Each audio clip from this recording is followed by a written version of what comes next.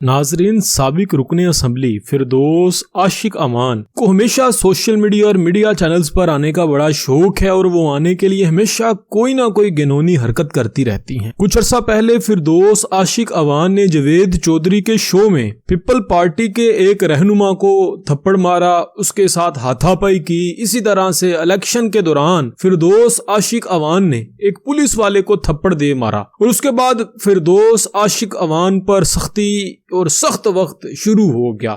اس حوالے سے فردوس عاشق امان نے کیوں سے تھپڑ مارا اور اس کا اب حساب کون لے گا، ساری ڈیٹیل آج کی ویڈیو میں آپ کے ساتھ شیئر کروں گا۔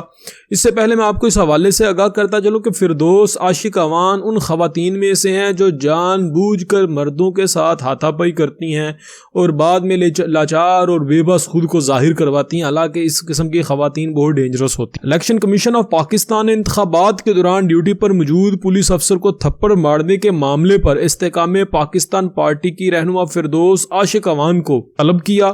الیکشن کمیشن نے پیر کو فردوس عاشق امان کو طلب کیا، اس کے علاوہ متعلقہ پولیس آفیسر کو بھی طلب کر لیا ہے۔ خیال رہے کہ فردوس عاشق امان نے سیالکوٹ میں ایک پولیس اہلکار کو تھپڑ مارا تھا۔ واقعہ کا مقدمہ بھی درج کر لیا گیا ہے۔ FIR کے مطابق اہلکار N70 سیالکوٹ میں الیکشن ڈیوٹی پر تھا۔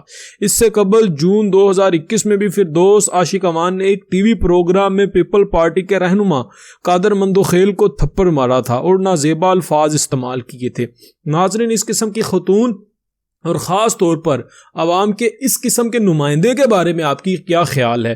اس قسم کے نمائندے کو کیا ووٹ پڑنا چاہیے، جیتنا چاہیے؟ کیا آپ کا اوپینین ہے؟ کمنٹ سیکشن میں ضرور بتائیے گا۔